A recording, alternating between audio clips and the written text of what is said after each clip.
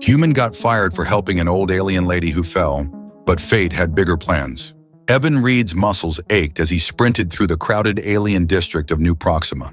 The massive structures of the megacity loomed overhead, their sleek architecture a stark contrast to the utilitarian human buildings in the segregated Earth quarter. His broad shoulders bumped against various alien forms as he checked his watch for the 5th time. Shit, he muttered, weaving through a cluster of tall, spindly Morrigan traders. Supervisor Krell had warned him 3 times this month about tardiness. One more strike, and he'd be out on his ass, blacklisted from every construction site in the sector.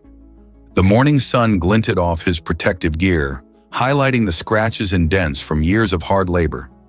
His dark blonde hair was damp with sweat, and his gray-blue eyes darted anxiously between his watch and the construction site visible in the distance. Just as he rounded the corner onto Meridian Boulevard, he spotted a commotion ahead. A small, elderly alien had fallen in the middle of the busy pedestrian crossing. Her groceries scattered across the pavement as impatient commuters stepped around her, some muttering in annoyance, none stopping to help. Evan hesitated, glancing at his watch again. 7 minutes until his shift started. The site was still 5 minutes away at a dead run. "Damn it all," he growled, then jogged toward the fallen figure. The elderly alien woman had bright green skin that had faded with age, her face lined with wrinkles that spoke of a long life. She wore round spectacles perched on a small nose, and her gray hair was tied back neatly.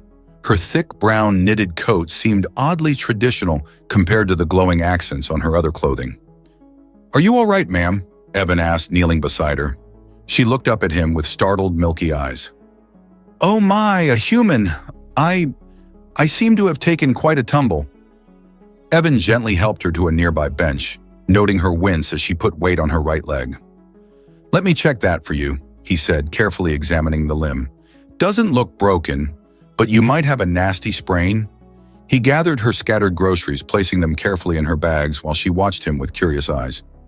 "You're very kind," she said softly. "Most wouldn't stop, especially not for an old Nexilian like me." Evan smiled. "My mother would haunt me from the grave if I walked past someone who needed help." He handed her the bags and helped her to her feet. "Can you make it home all right?" "Should I call someone?" No, she insisted, patting his arm with a 3-fingered hand. "My home is just around the corner." "You've done more than enough, young man." Evan nodded, then checked his watch again. His heart sank. He was officially late, very late. "I've got to run," he said, already backing away. "Take care of yourself, ma'am." He sprinted the rest of the way to the construction site, his boots pounding against the pavement. By the time he arrived, Supervisor Krell was waiting at the entrance, his forearms crossed over his chest, all 6 of his eyes narrowed in disapproval. "Reed," the Qatari supervisor growled, his mandibles clicking. 17 minutes late. What's your excuse this time?" Evan caught his breath. "There was an elderly woman who fell—" "Spare me," Krell interrupted, raising one hand. "This is the 4th time this month. I warned you what would happen." "Come on, Krell," Evan pleaded. "I was helping someone who was hurt." "You can't fire me for that." "I can and I am," Krell said coldly. "Your termination package will be processed by the end of day. Turn in your equipment and clear out your locker." Evan stood there stunned as Krell turned and walked away. Around him, alien workers averted their eyes, some with sympathy, others with indifference. Only Drav, a burly Taurian he'd worked with for years, approached him. "Tough break, Reed," Drav rumbled, his bovine features twisted in a grimace. "Krell's been looking for an excuse. Word is they're cutting human workers to save costs." "Great," Evan muttered. "So I'm unemployed because I helped an old lady who fell down." "If it helps, I'd have done the same," Drav said, clapping him on the shoulder with enough force to make Evan stagger. "Come by the crater tonight. First round's on me." Evan nodded glumly and headed to his locker. As he packed his personal items, reality began to sink in. No job meant no rent money. No rent money meant no apartment in the Earth quarter. And with anti-human sentiment rising in New Proxima, finding another position wouldn't be easy. By the time he left the construction site, the sun was high overhead. Evan walked slowly through the alien district, his duffel bag slung over his shoulder, his mind racing with calculations about how long his savings would last. He was so lost in thought that he almost missed the sleek hover car that pulled up alongside him. The passenger window slid down silently, revealing the green face of the elderly alien woman he'd helped earlier. "Young man," she called out, "I'm so glad I found you." Evan stopped, surprised. "Ma'am, is everything all right?" "More than all right," she said with a smile that revealed small, pearly teeth. "I wanted to thank you properly for your kindness. My husband would very much like to meet you." The back door of the hover car opened, revealing a plush interior. "I appreciate the thought," Evan said hesitantly, "but I'm not really in the mood for—" "Please," she insisted, "it would mean a great deal to me, and perhaps to you as well." Something in her tone made Evan pause. He studied the hover car, clearly expensive, with diplomatic markings he didn't recognize. What did he have to lose? He'd already lost his job today. "All right," he said, climbing into the back seat. "Lead the way." As the hover car pulled away from the curb, Evan couldn't shake the feeling that his life had just taken an unexpected turn. He just wasn't sure if it was for better or worse.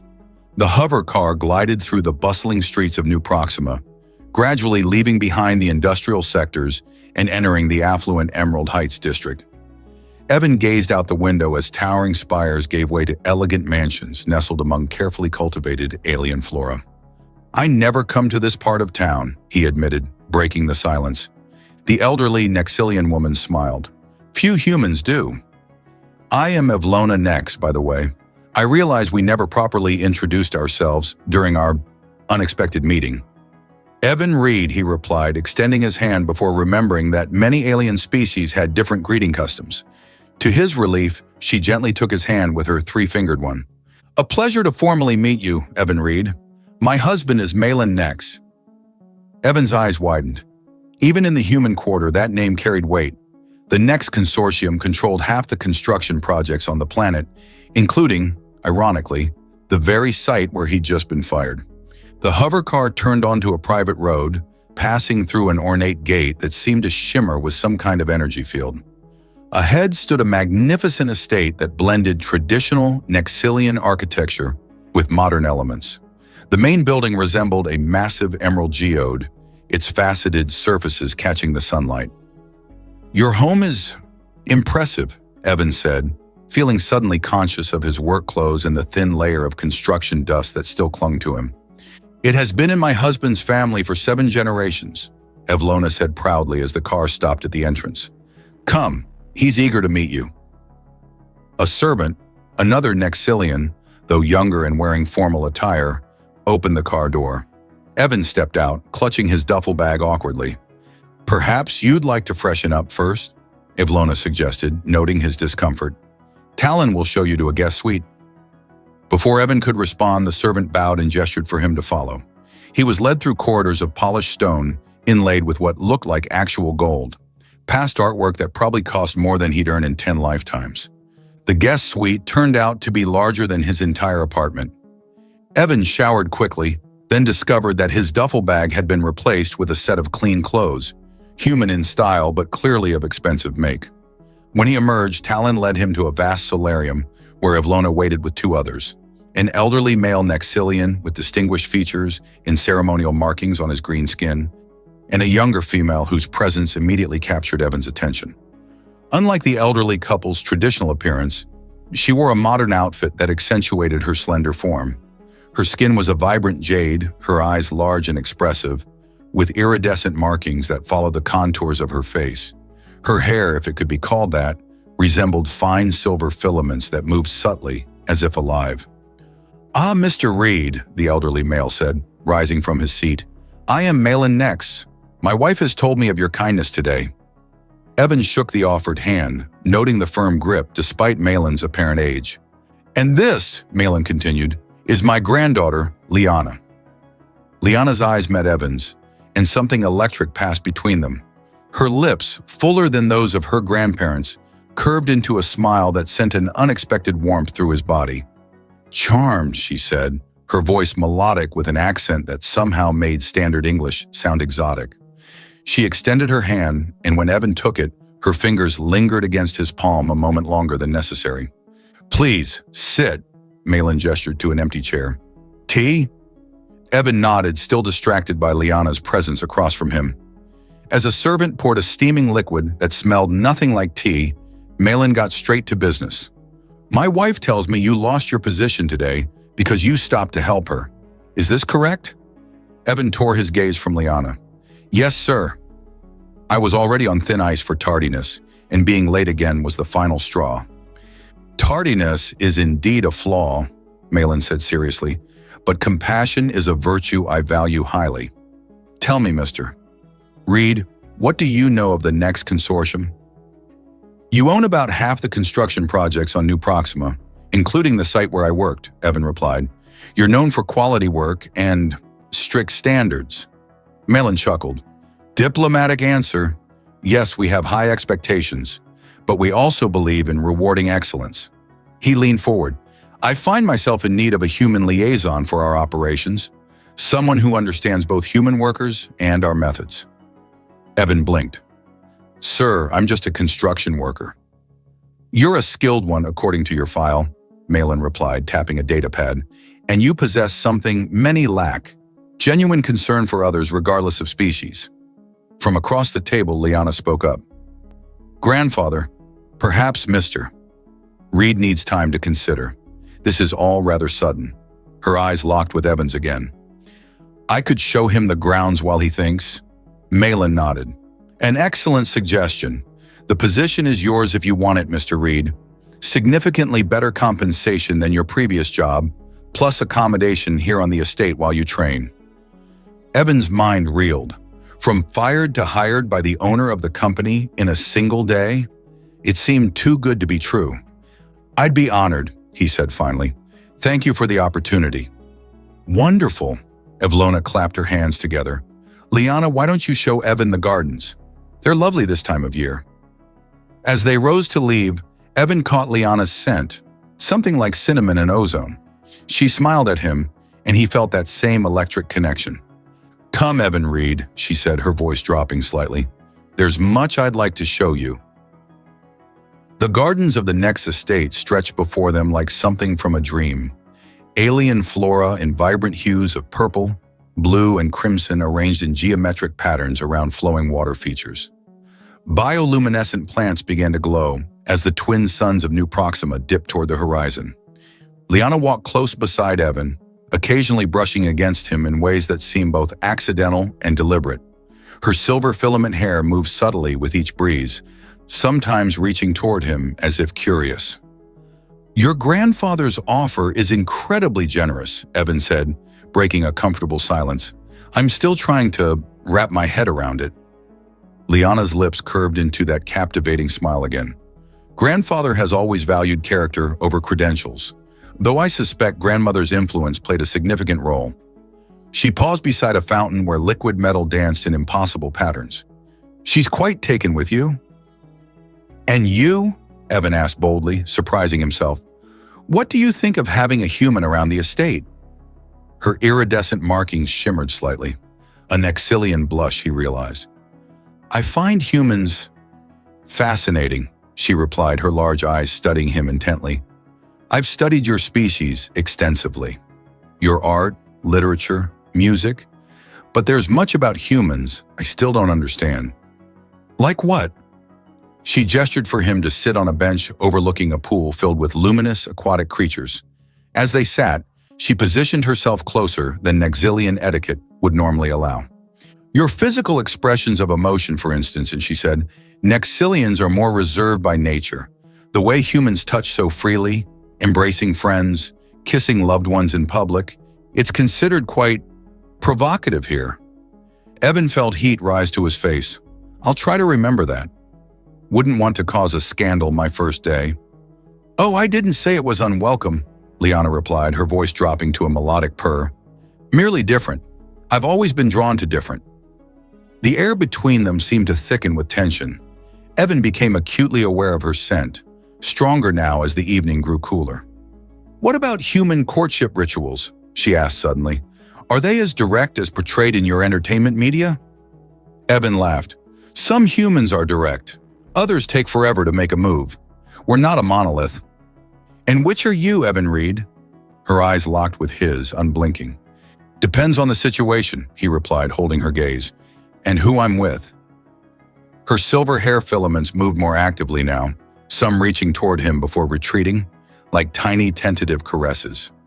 Did you know, she said, changing topics with deliberate casualness, that Nexilians can sense bioelectrical fields? It's how we communicate emotion when words fail. I didn't know that, Evan admitted. Your field is intense, she continued. Most non-Nexilians register as background noise. But you? She reached out, her 3 fingers hovering just above his forearm without touching. You're like music. Evan felt a strange tingling where her hand hovered. Is that good? Very good, she whispered. May I? He nodded, not entirely sure what he was agreeing to. Liana placed her hand gently on his arm, and an immediate warmth spread from the point of contact, pleasant but startling in its intensity. Whoa, he breathed. You felt that? She seemed surprised and delighted. Most non-Nexilians don't. Fascinating. Her hand remained on his arm, the sensation evolving from warmth to something more complex, like emotional feedback, a loop of attraction and curiosity flowing between them. In Nexilian culture, she explained, her voice slightly breathless, this level of connection is significant, intimate. Evan swallowed hard. And what does Nexilian culture say about this kind of intimacy between different species? The older generation frowns upon it, she admitted, but I've never been one for tradition. Her free hand reached up to touch his face, sending another wave of sensation through him. I want to understand humans better, to experience. She leaned closer, her face inches from his. Evan hesitated, aware of the cultural chasm between them, yet unable to deny the pull he felt. Is this okay? He asked softly. More than okay, she whispered. I've been curious about human kisses for a very long time. Their lips met, tentatively at first, then with growing confidence. The bioelectrical connection between them intensified, creating sensations unlike anything Evan had experienced. It was as if they shared not just physical touch, but emotional resonance, desire, curiosity, and something deeper swirling between them. When they finally pulled apart, Liana's markings were glowing brightly, her silver hair filaments gently caressing his shoulders and neck. That was, she began. Yeah, Evan agreed, slightly dazed. A discreet cough interrupted them. They turned to see Talon standing at a respectful distance, his expression carefully neutral. Forgive the intrusion, Lady Liana, he said formally. Your grandfather requests Mr. Reed's presence in his study to discuss the details of his new position. Liana sighed, her hair filaments retreating reluctantly. Duty calls, she said to Evan, but perhaps we can continue our cultural exchange later. The promise in her voice made Evan's heart race. I'd like that very much. As they rose to follow Talon back to the main house, Liana leaned close to whisper in Evan's ear. There's an old Nexilian saying, fate brings souls together at precisely the right moment. I'm beginning to believe it. Evan smiled, thinking of how a simple act of kindness had led him here. So am I. Malin Nex's study was a testament to both tradition and power. Ancient Nexilian artifacts displayed alongside cutting-edge technology, all bathed in the warm glow of bioluminescent lighting. The old alien sat behind a massive desk carved from what appeared to be a single piece of fossilized wood. Sit, Mr. Reed. Malin gestured to a chair. I trust my granddaughter has made you feel welcome. Evan fought to keep his expression neutral, the memory of Liana's kiss still tingling on his lips. Very welcome, sir. Your estate is remarkable. Indeed. Malin's eyes narrowed slightly, missing nothing. Now, to business. Your position as human liaison is effective immediately.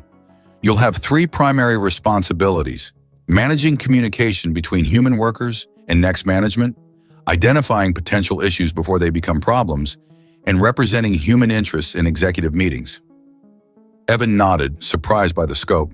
That's a significant amount of trust to place in someone you've just met. I'm an excellent judge of character, Malin replied, and my wife is rarely wrong about people. He slid a data pad across the desk. Your contract, compensation package, and security clearance. You'll have access to most areas of our operations. As Evan reviewed the document, his eyes widened at the salary figure, nearly 10 times what he'd made as a laborer. He signed without hesitation. Excellent, Malin said, taking back the pad. One more thing. Are you familiar with Drexus Corporation? Only by reputation, Evan replied. They're your main competitor, right? Run by the Tarvek family? Correct. Dorvin Tarvek and I have been rivals for decades. Malin's expression darkened. Recently, several of our construction sites have experienced incidents, equipment failures, structural collapses, worker injuries, all sites with predominantly human crews. Evan frowned. You think Drexus is behind it? I have my suspicions. The timing coincides with their aggressive expansion into sectors where humans are the primary workforce. Malin leaned forward. I need someone who can move among the human workers freely, someone they'll trust. I need you to discover what's happening without alerting Drexus to our investigation. You want me to spy for you? Evan said bluntly. I want you to protect your fellow humans, Malin corrected. If Drexus is deliberately causing accidents at sites with human workers, they're putting your people at risk to damage my business. 2 objectives with 1 strategy. Evan considered this. I'll need to visit the sites, talk to the workers. You'll have full authority. Talon will provide you with transportation and credentials tomorrow morning. Malin rose, signaling the end of the meeting. For tonight, rest. You've had quite a day. As Evan left the study, he found Liana waiting in the corridor, her silver hair filaments moving with anticipation. How was your meeting with grandfather? She asked, falling into step beside him. Interesting. He wants me to investigate accidents at construction sites with human workers. He thinks your competitor Drexus might be behind them. Liana's expression grew serious. Dorvin Tarvek is dangerous, Evan. His hatred of humans is well known among our kind, though he hides it publicly. Be careful. They reached the door to his guest suite, and Evan turned to face her.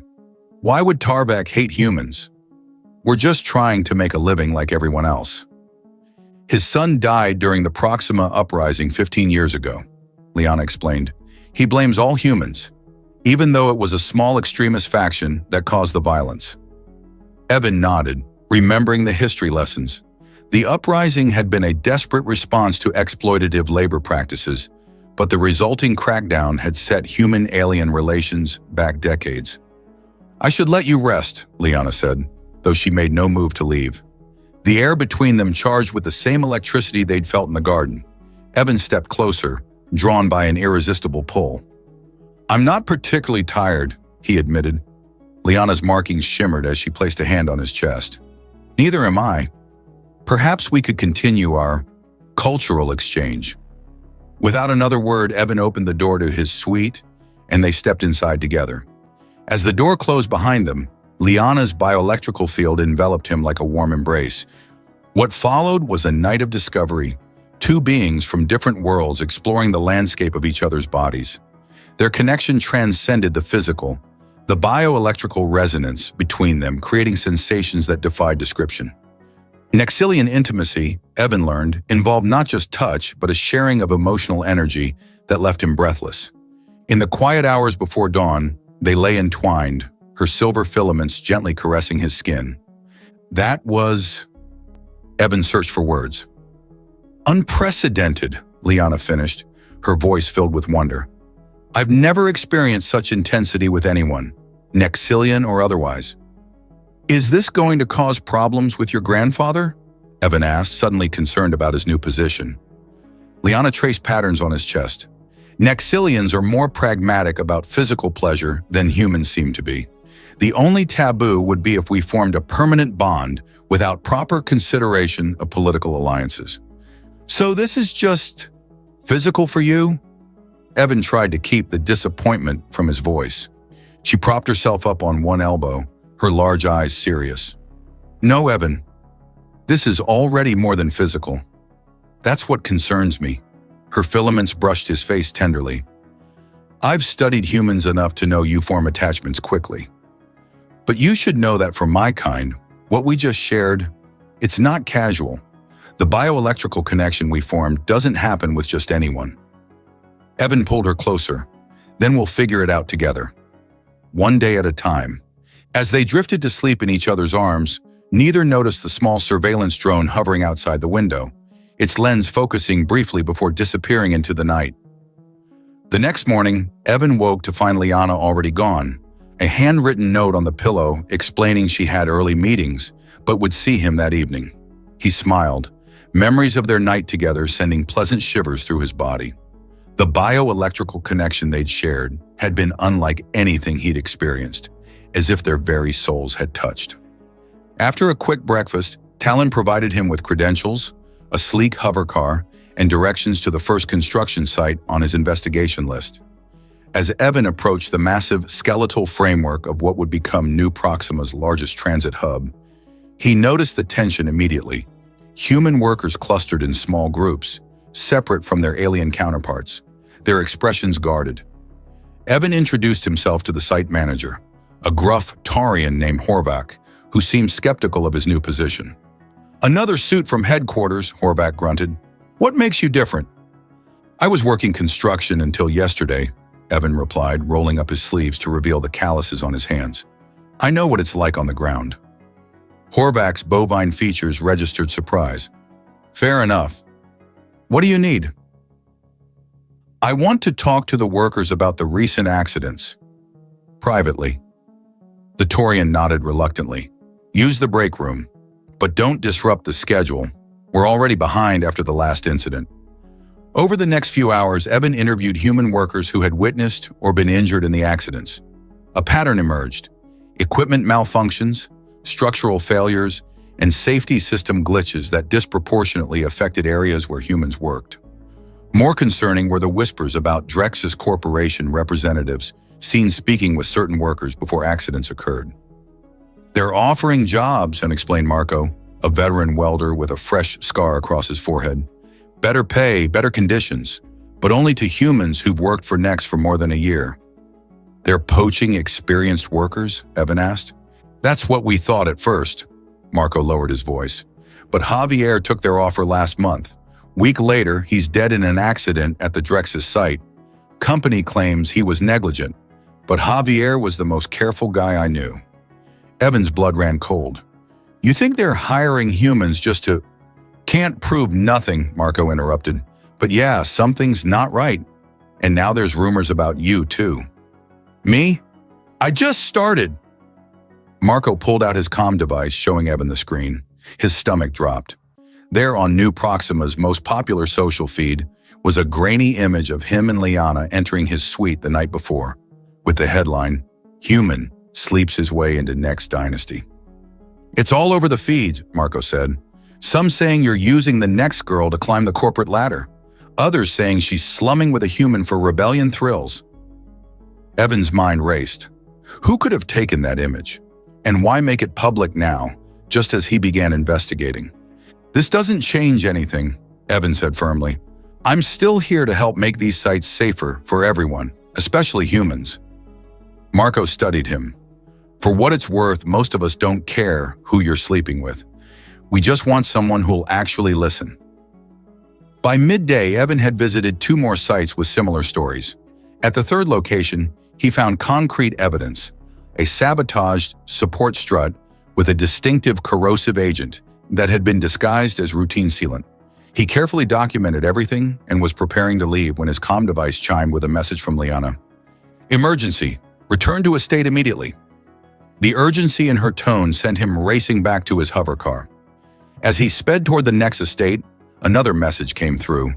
This one from an unknown sender, containing only an image. Liana entering the Drexus Corporation headquarters, shaking hands with Dorvin Tarvik himself. Confusion and doubt clouded Evan's mind. Was Liana somehow involved with Drexus? Had their night together been part of some elaborate scheme? When he arrived at the estate, security was heightened. Talon met him at the entrance, his usually impassive face tight with concern. "Lady Liana is waiting in the secure room," he said, leading Evan through corridors he hadn't seen before. "The situation has escalated."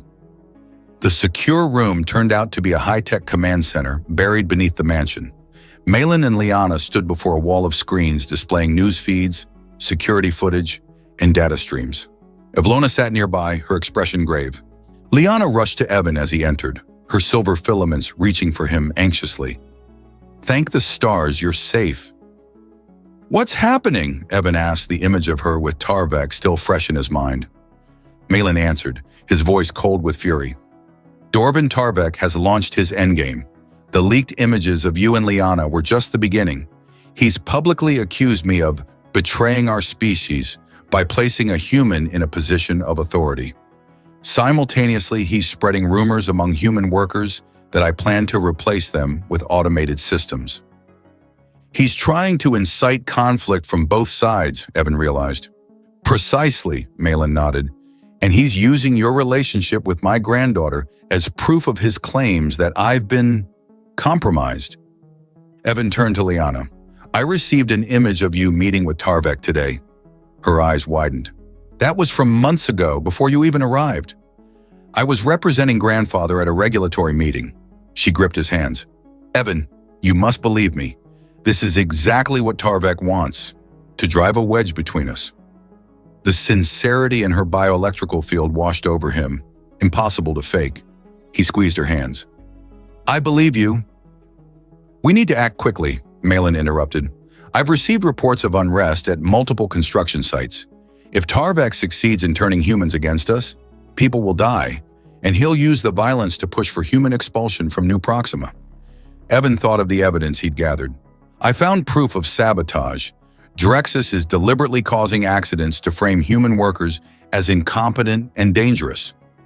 "Can you prove Tarvek's involvement?" Malin asked. "Not directly, but..."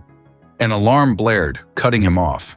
One of the screens showed a massive explosion at the transit hub construction site he'd visited that morning. "It's begun," Malin said grimly. Flames licked the sky above the transit hub as emergency vehicles converged on the scene. The explosion had collapsed an entire section of the framework, trapping workers beneath twisted metal and concrete. "We need to get down there," Evan said, already moving toward the door. "Those are my friends." "It's too dangerous," Malin objected. "Tarvek could be targeting you specifically." "With all due respect, sir, that's exactly why I need to go." Evan turned to face the next family. "This is what Tarvek wants: fear, division, chaos. But I can use this. If a human who's publicly connected to your family helps with the rescue, it sends a powerful message." Liana stepped forward, her silver filaments swirling with determination. "I'm going with you." "Absolutely not," Malin thundered. "The heir to the next consortium cannot..." "Cannot what, grandfather? Hide while people die?" Liana's markings flashed with emotion. "If Evan and I stand together, it becomes harder for anyone to paint this as a species conflict." Evlona, who had remained silent until now, placed a hand on her husband's arm. "She's right, Malin. Sometimes the oldest traditions must give way to new realities." After a tense moment, Malin nodded reluctantly. "Take a security team. And Talon, prepare the broadcast systems. If they're going to make a statement, let's ensure everyone hears it." Minutes later, Evan and Liana were speeding toward the disaster site in an armored hover car, accompanied by 4 next security officers. The city around them was descending into chaos. Groups of humans and aliens clashing in the streets, security forces struggling to maintain order. "This is spreading faster than we anticipated," Liana said, monitoring reports on her comm device. "Tarvek must have had agitators planted throughout the city, waiting to strike." As they approached the transit hub, a massive crowd blocked their path, a mix of angry humans and aliens, some already engaged in skirmishes. The hover car couldn't proceed further. "We'll have to go on foot," Evan said, eyeing the crowd warily. Liana nodded, her face set with determination. Together, they stepped out of the vehicle, security officers forming a perimeter around them. The crowd's attention shifted immediately, angry voices rising as they recognized the unlikely pair. "Human lover!" someone shouted at Liana. "Next puppet!" another yelled at Evan. Evan took a deep breath and raised his voice. "We're here to help the injured.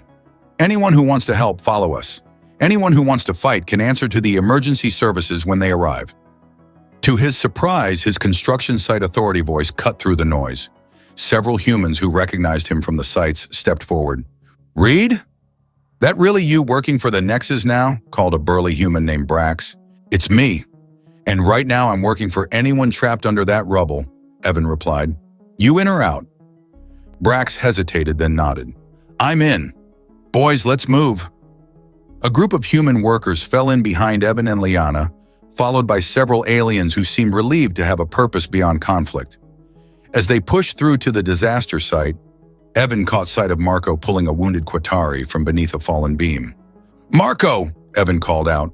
"What happened?" "Explosions hit the main support columns," Marco explained between labored breaths. "No warning. We were mixed teams today, humans and aliens working the same sections. That's new." Liana's eyes widened. "Mixed teams? That wasn't in the work orders." "Site manager changed it this morning," Marco said. "Said it came from headquarters?" Evan and Liana exchanged looks. Tarvek wanted maximum casualties on both sides, Evan realized. He's trying to ensure no one can claim this targeted only humans. For the next hour, they worked side by side with rescue teams, pulling survivors from the wreckage. The bioelectrical connection between Evan and Liana strengthened as they coordinated their efforts, allowing them to communicate with minimal words, a development that didn't go unnoticed by those around them. As Evan helped free a trapped Taurian worker, a tremor ran through the remaining structure. Liana shouted a warning just as a massive support beam broke free above them. Without hesitation, Evan shoved the Taurian clear and dove for safety, but not before the beam grazed his shoulder, sending him sprawling. Liana was at his side instantly, her filaments gently probing his injury. "You're hurt." "I'm fine," Evan insisted, though the pain suggested otherwise. "We need to keep working." "You need medical attention," she countered, helping him to his feet. As they made their way to a medical station, a commotion erupted nearby. A group of Drex's security officers had arrived, led by a tall, imposing Nexilian with ceremonial markings similar to Malin's, but with a distinctive scar across his face. "Dorvan Tarvek," Liana whispered, her grip on Evan tightening. Tarvek surveyed the scene with cold calculation before his gaze locked onto them. A cruel smile spread across his face as he approached, flanked by his guards. "The human pet and the rebellious princess," he said loudly enough for those nearby to hear. "How touching that you've come to witness the consequences of your alliance." "We know what you did, Tarvek," Evan replied, standing straighter despite his injury. "Sabotaging equipment, causing accidents, trying to frame human workers, all to drive us off New Proxima." Tarvek's expression didn't change. Bold accusations from a species known for its violence and deceit. "Perhaps you should worry less about imagined conspiracies and more about your dwindling welcome on this planet." "These aren't imagined," Liana said, producing a data pad. "We have evidence. The corrosive agent used in the sabotage is manufactured exclusively by Drex's subsidiaries. The same agent was found at every accident site." For the first time, Tarvek's composure slipped. "Evidence can be fabricated, especially by those desperate to shift blame." "Then you won't mind if we broadcast this evidence to the entire city?" Evan challenged. "Along with testimony from the workers you tried to recruit before arranging their accidents?" A crowd had gathered around them, humans and aliens alike listening intently. Tarvek's eyes darted between them, calculating his options. "This isn't over," he finally said, his voice low with menace. "The natural order will be restored, one way or another." As Tarvek and his guards retreated, Evan turned to address the assembled workers and rescue teams. "Today, Tarvek tried to turn us against each other," he called out. "But look around, humans and aliens working together to save lives. That's the real natural order." A cheer went up from the crowd, growing louder as more joined in. In that moment, standing beside Liana with her filaments gently supporting his injured shoulder, Evan felt something shift in the atmosphere of New Proxima. A small but significant change that had begun with a simple act of kindness toward an elderly woman who had fallen. 3 days after the transit hub disaster, New Proxima was still reeling. The death toll had reached 27, 13 aliens and 14 humans, with dozens more injured. The evidence against Dorvan Tarvek was overwhelming. The corrosive agent matched exactly to Drex's corporation's proprietary formula. Financial records showed payments to human workers who later died in accidents, and security footage revealed Drexus operatives planting devices at multiple next construction sites. Yet Tarvek remained free. His considerable influence had stalled the formal investigation, with bureaucratic delays and procedural challenges mounting by the hour. "He's planning to run," Evans said, pacing the length of Malin's study. His shoulder, now properly treated, was wrapped in a healing compress that glowed faintly blue. "Every hour we wait gives him more time to cover his tracks." Malin nodded grimly. "Our sources indicate he's liquidating assets and transferring funds off-world. The official channels are moving too slowly." "Then we move faster," Liana declared, entering the room with a determined stride. Her silver filaments danced with energy, reaching toward Evan as she approached. Since the disaster, their bioelectrical connection had deepened further, allowing them to sense each other's presence even at a distance. "I've tracked his movements. Tarvik has been making regular visits to his private hangar at the spaceport." "He has a ship?" Evan asked. "A luxury yacht capable of interstellar travel," Liana confirmed, "and it's being prepared for immediate departure." Malin's expression hardened. "We cannot allow him to escape justice. Too many have died." "We need to catch him in the act," Evan suggested. "If we can prove he's fleeing prosecution—" "Even that might not be enough," Malin interrupted. "His allies in the Regulatory Council could claim he's simply taking a business trip." Evan thought for a moment, then smiled. "What if we give him something he can't resist taking with him? Something that would prove his guilt beyond any doubt?" "What did you have in mind?" Liana asked, her large eyes studying him with curiosity. "The original evidence data. If we leak that we're storing it in a specific location and make it seem vulnerable, he'll try to destroy it before he leaves." Malin's eyes narrowed. "A trap." "Exactly," Evan nodded. "We create a decoy, let him think he's destroyed the evidence, then catch him at the spaceport with the stolen data in his possession." "Brilliant," Liana breathed, her filaments reaching to caress Evan's face in admiration. "Simple but effective, very human." Malin considered the plan. "It could work, but it's dangerous. Tarvek won't come himself. He'll send operatives." "Then we follow them back to him," Evan replied. "Either way, we get our proof." The plan came together quickly. Using Next resources, they created a convincing decoy data storage facility and leaked information about its location through channels Tarvek was known to monitor. Meanwhile, Evan and Liana prepared to track whoever came for the bait back to their employer. That night, as they waited in a surveillance position overlooking the decoy facility, Liana nestled against Evan in the confined space of their hidden observation post. Her bioelectrical field enveloped him like a warm embrace. "When this is over," she whispered, "what happens to us?" Evan turned to face her, their faces close in the dim light. "What do you want to happen?" "I want you," she said simply. "Not just physically, though that has been extraordinary." Her filaments traced the contours of his face tenderly. "The connection we share. It's rare even among Nexilians. In our oldest traditions, it's considered a sign of compatible souls." "Soulmates?" Evan smiled. "We have similar concepts on Earth."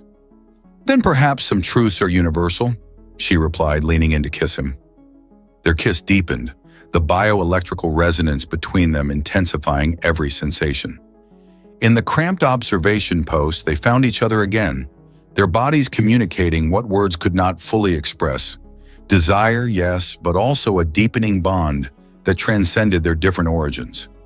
Afterward, as they lay entwined, monitoring equipment momentarily forgotten, Liana traced patterns on his chest. "You know, in Nexilian culture, what we've shared these past days would already constitute a marriage bond." Evan raised an eyebrow. "Are you saying we're already married by your standards?"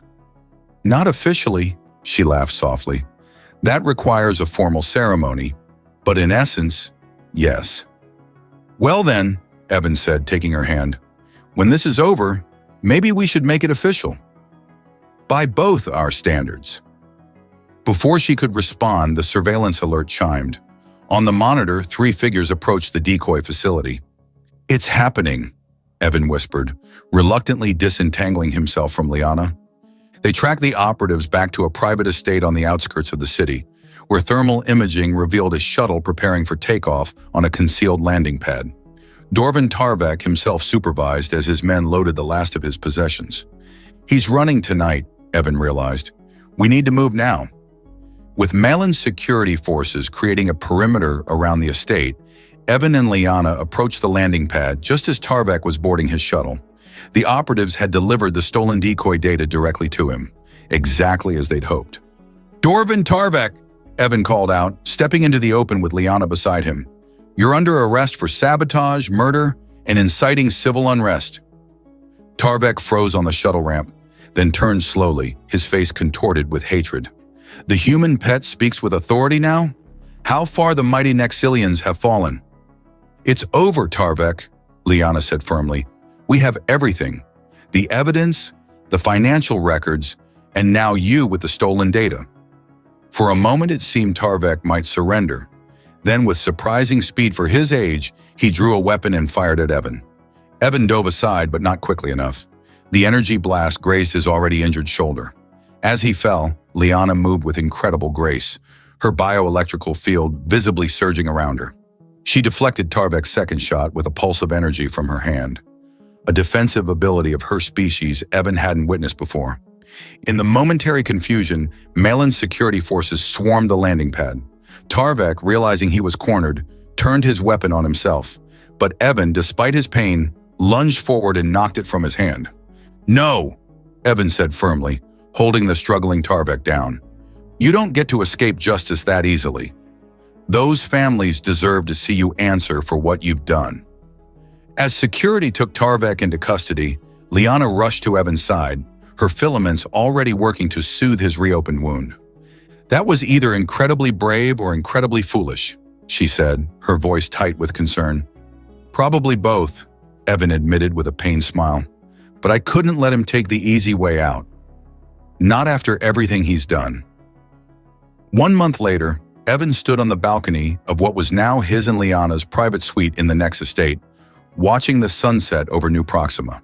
The city was healing, slowly, but healing nonetheless. Dorvan Tarvek's trial had exposed not just his crimes, but the deep-seated prejudices that had allowed them to flourish. Warm arms encircled him from behind, Liana's filaments caressing his now-healed shoulder. "What are you thinking about?" she asked, resting her head against his back. "How one small act of kindness changed everything," he replied, turning to face her. "If I hadn't stopped to help your grandmother that day—" "Fate has its designs," she said with a smile, echoing the Nexilian saying she'd shared during their surveillance. "And sometimes those designs begin with the simplest choices." Evan pulled her close, marveling at how perfectly they fit together despite their different origins. Tomorrow would bring new challenges, his expanded role in the next consortium, their upcoming marriage ceremony that would blend both human and Nexilian traditions, the continuing work of building trust between species. But tonight, as the twin suns of New Proxima dipped below the horizon, Evan was simply grateful for the twist of fate that had cost him a job, but given him something infinitely more valuable: a new home, a new purpose, and a love that bridged worlds.